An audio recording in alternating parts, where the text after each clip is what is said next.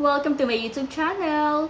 Kahapon po, kung napanood ninyo ang aking video tungkol po dun sa mga favorite perfume ko, ngayon po, syempre hindi magpapahuli si Dada. Ipapakita ko naman sa inyo ang mga perfume collections ni Dada.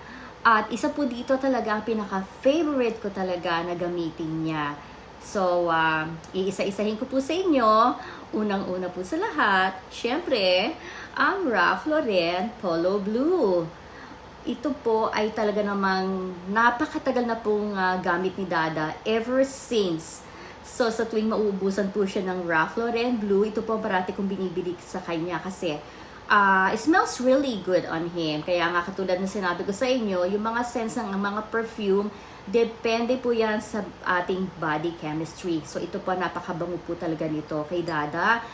This one is fresh, woody, with a slightly sweet scent. So yan po ang Ralph Lauren Polo Blue. At syempre, kung meron tayong Ralph Lauren Polo Blue, meron din tayong Ralph Lauren Polo Black.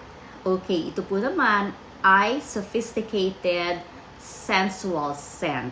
Okay, minsan lang gamitin to ni Dada kasi for me, pagka naamoy ko, sinasabi ko sa kanya, napaka-intense ng kanyang scent para kay Dada.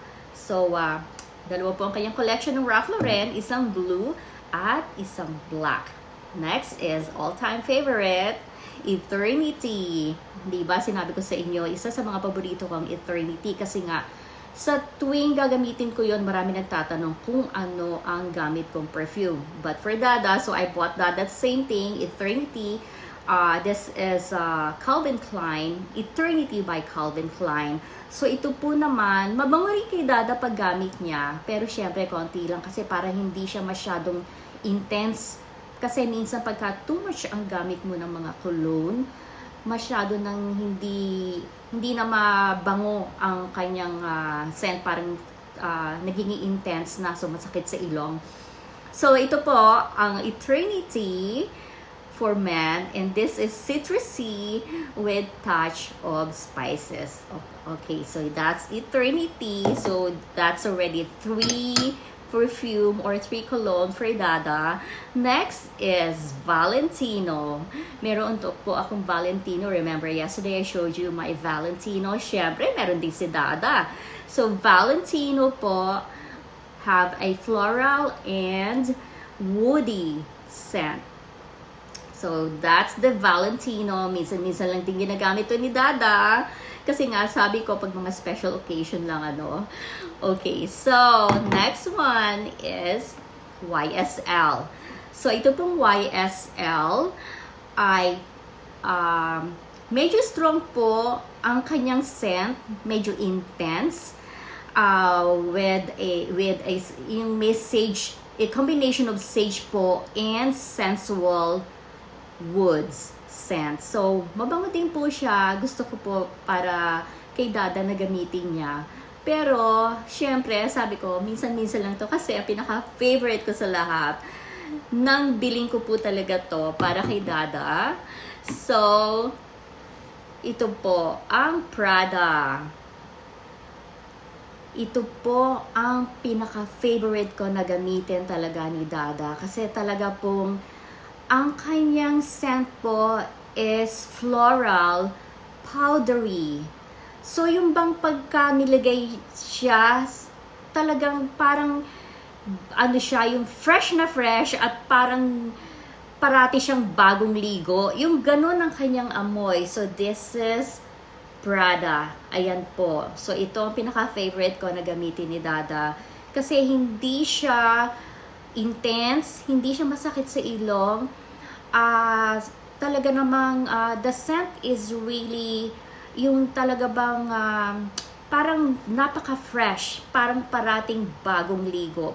Pero syempre, importante, ang maliligo rin, hindi naman po pwedeng magpabango na lang tayo na magpabango. Siyempre, samahan din natin ng shower every day. Di ho ba? Kasi alam ko po yung iba, puro pabango na lang eh. So, yan po ang collection of perfume ni Dada. Siyempre, sabi ko nga sa iyo, hindi pa huhuli si Dada. Siyempre, meron din siya, no? Kaya yung pinakita ko sa inyo, pero yun nga, ang pinaka-favorite ko is this Prada. Yung Prada, ang pinaka-favorite ko na scent para kay Dada. And since nandito na rin tayo talking about perfume, ipapakita ko pa rin sa inyo yung bang tatlong naiwan ko sa taas kahapon. Kasi sabi ko nga, this is least of my favorite. Okay, hindi, mabango po sila, pero not one of my favorite. Pero ginagamit ko rin po. So this one is Calyx by Clinique. Ayan po, napakabango po nito. Ito rin po ay parang bago kang paligo, yung napaka-fresh ng amoy mo. So, ayan, pero syempre, kaya katulad nga na sinabi ko, I just showed you guys yung mga favorite perfume ko, pero ito yung mga naiwan sa taas. And of course, ang Burberry. Ayan po, ang Burberry. So, minsan ko lang din po gamitin itong Burberry pagka naisipan lang gamitin. Okay, and last but not the least, I have Van Cleef & Arpels. Ayan po. Ito po, binili ko, pero hindi ko pa po siya nabubuksan. So, naka-plastic pa rin siya. Yun nga, katulad ng sinabi ko sa inyo, mahilig po talaga akong mag-collection ng mga perfume. So, meron ako mga iba-ibang klaseng perfume. Kasi, syempre, minsan para bang, maganda rin yung iba yung mga ginagamit nating perfume para it's not the same scent every day. Para hindi nasasanay ang tao sa amoy natin, hindi ba? So, yun lamang po, na-share ko lamang sa inyo ang favorite perfume ni Dada. At syempre, humabol din ako, no? Yung natira kong perfume sa taas at pinakita ko na rin sa inyo. Well, hanggang sa muli, thank you for watching. Don't forget to subscribe to my YouTube channel. At siguro nagulat kayo sa aking itsura ngayon, no? I'm wearing my glasses. Okay, so ayan po, simpleng-simple, nasa bahay, medyo nagre-relax ngayon. So that's why I really have the time to do videos. Alam naman po ninyo, no? Na kapag ka ako'y busy, alam ninyo, I'm always in the field, I'm in the office, doing some business. But then if I really have the time to do videos like this, and talagang nagbibideo po kasi syempre minsan nakakamiss din yun no?